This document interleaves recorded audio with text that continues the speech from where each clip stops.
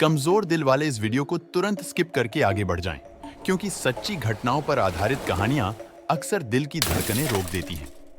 यह कहानी दो इंसानों की है, जिसमें से एक है रोहित, जिसके सिर पर भूत देखने का जुनून सवार है, जबकि दूसरी हैं प्रोफेसर इसाबेला, जिन्हें भूत दिखते हैं। इसाबेला लंदन के एक कॉलेज में पैराप्सिकोलॉजी की प्रोफेसर हैं और लंदन में ही रहती हैं। जब रोहित लंदन जाकर इसाबेला से मिलता है तो इसाबेला सिर्फ इतना ही कह पाती है, नो वे बैक। तो देखते हैं रोहित अपने भूतिया सफर में कैसे वहां तक पहुंच जाता है जहां से वापस होना नामुमकिन है। रोहित को अक्सर दिल्ली के पुराने खंडहरों या छोड़ी हुई इमारतों में देखा जा सकता है, जहां हाल ही में कोई भूतिया घटना घटी हो। उसे बस यह पता चलना चाहिए कि कहीं भी कुछ पैरानॉर्मल एक्टिविटी हुई है और वह तुरंत वहां पहुंच जाता है, इस उम्मीद में कि आज तो भूत या चुड़ैल से मुलाकात हो ही जाएगी। अब चुड़ैल कोई रोहित की गर्लफ्रेंड तो है नहीं कि एक फोन लगाया और चली आई। रोहित आज दिल्ली की एक लाइब्रेरी में तमाम दुनिया के भूतों के बारे में जानकारी वाली किताबें देख रहा है और हर किताब के कुछ पन्नों की फोटो भी ले रहा है। उसने चाइनीज, हिंदी, अरबी, इंग्लिश, हर तरह की सोसाइटी के भूतों के बारे में तमाम जानकारी इकट्ठी कर ली है। अपने भूतिया बैग, जिसमें वह ouija बोर्ड, प्लांचेट, तंत्र मंत्र की किताबें रखता है, अपने कंधे पर डालकर लाइब्रेरी से निकल ही रहा होता है कि उसके दोस्त अमन का फोन आता है और वह बताता है कि उसकी एक्स गर्लफ्रेंड तमन्ना अब नहीं रही।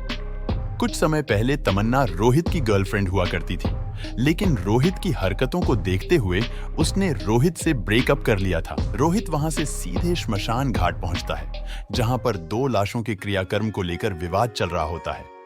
वे लोग लड़का लड़की का क्रियाकर्म साथ में नहीं करना चाहते हैं।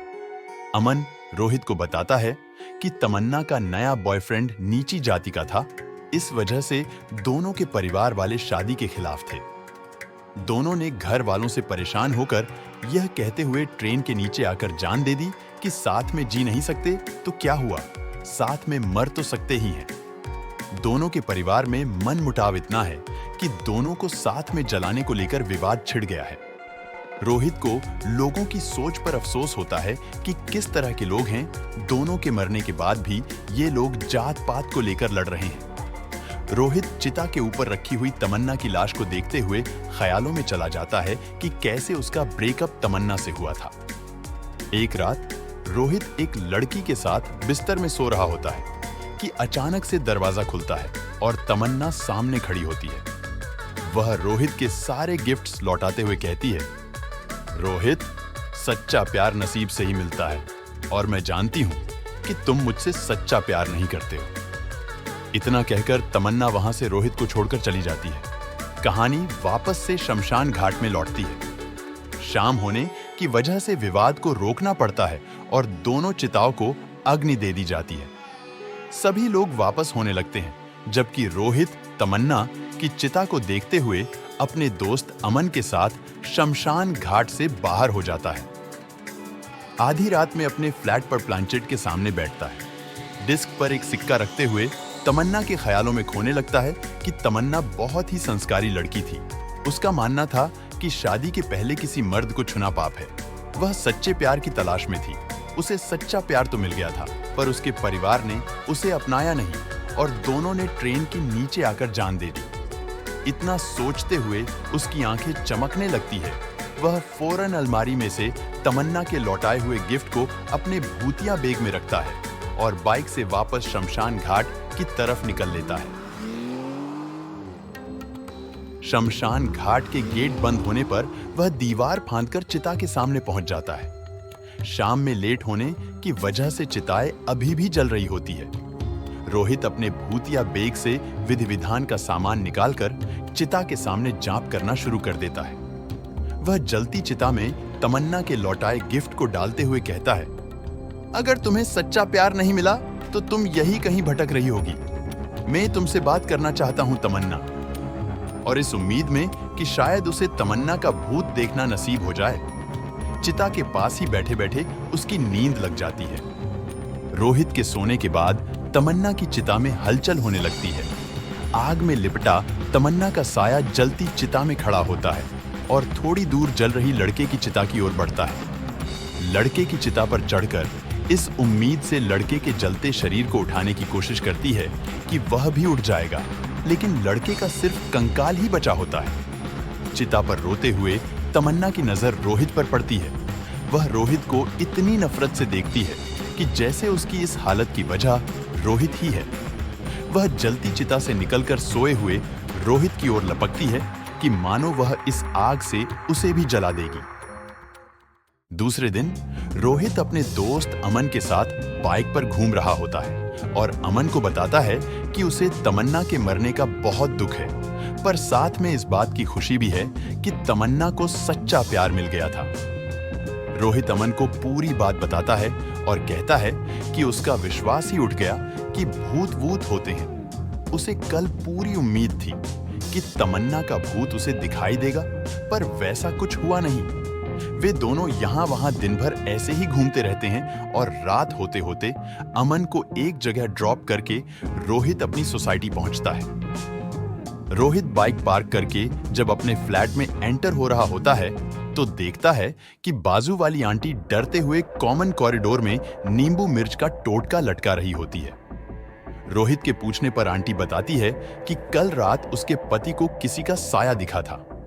इतना कहकर वह डरते हुए अंदर जाकर दरवाजा बंद कर लेती है। उसके जाने के बाद रोहित अपने फ्लैट के अंदर पहुंचता है और देखता है कि प्लांचेट पर रखा हुआ सिक्का वहां नहीं है जहां उसने कल रात आखिरी बार उसे छोड़ा था। वह चारों ओर देखता है, सारे खिड़कियां और दरवाजे बंद हैं और काल रात से कोई इधर नहीं आया, तो फिर यह सिक्का किसने आगे किया है? उसे लगता है कि हो ना हो कल उसके जाने के बाद कुछ तो यहां हुआ है। वह फौरन सारा सेटअप वापस से रेडी करके प्लांचेट के सामने बैठ जाता है कि कल जो कुछ भी हुआ वह आज दोबारा होना चाहिए। थोड़ी देर इंतजार करने के बाद उसे लगता है शायद जो नींबू मिर्च का टोटका आंटी ने लगाया है, शायद वही आत्मा को आने से रोक रहा है। वह दबे पांव बाहर जाता है और कॉरिडोर में लगा नींबू मिर्च का टोटका निकालकर फेंक देता है और फिर वापस आकर प्लांचेट के सामने बैठ जाता है। थोड़ी देर बाद रोहित को आहट सुनाई देती है कि जैसे कोई कॉरिडोर में आया हो। वह सिक्के की तरफ देखते हुए आत्मा से कनेक्शन बैठाने लगता है। रोहित कहता है कि अगर तुम मेरे आसपास हो तो सिक्का चलाकर अपने होने का सबूत दो। जवाब में एक साथ कई आत्माओं की आवाजें गूंजती हैं कि दरवाजा खोल दो, हम अंदर आ जाएंगे। रोहित दरवाजे की तरफ देखता है जो कि बुरी तरह से हिल रहा है कि अभी खुल ही जाएगा, और अचानक से दरवाजा खुलता है। रोहित के 10-12 दोस्त हैप्पी बर्थडे बोलते हुए अंदर आते हैं, जबकि अमन के हाथ में आवाज गूंजने वाला माइक देखकर रोहित समझ जाता है कि ये सब उसके दोस्तों का किया धरा है। सभी दोस्त शोर शराबा करते हैं, जबकि इस शोर शराबे में एक अनजान दिल दहलाने वाला साया कॉरिडोर में रोहित के फ्लैट की तरफ बढ़ रहा होता है। शोर शराबा सुनकर बाजू वाली आंटी की भी नींद खुल जाती है। वह देखने के लिए दरवाजा खोलती है कि कौन इतना शोर शराबा कर रहा है। दरवाजा खोलते ही आंटी की नजर सबसे पहले उस जगह पर पड़ती है जहां उसने नींबू मिर्च लटकाया था। नींबू मिर्च की जगह हवा में एक साया को झूलते देख आंटी को वही अटैक आ जाता है और वह आंटी वहीं दरवाजे पर होने वाले अटैक से मर जाती है। साया आगे बढ़ता है और रोहित के फ्लैट के दरवाजे पर पहुंचकर सभी को नाचते गाते देखता है। फिर वह प्लांचेट में रखे हुए सिक्के को देखता है। सिक्का गोल गोल घूमने लगता है, लेकिन नाचते गाते हुए किसी का भी ध्यान सिक्के पर नहीं जाता है। अगर यहाँ तक की कहानी आपको अच्छी लगी है तो हमें फौरन सब्सक्राइब कर लीजिए ताकि आगे की कहानी का नोटिफिकेशन आप तक पहुँच सके। आगे की कहानी हम अगले सप्ताह आज ही के दिन इसी टाइम रिलीज करेंगे। तब तक ऑक फिल्म्स पर हमारी दूसरी कहानियां देखते हुए बने रहे।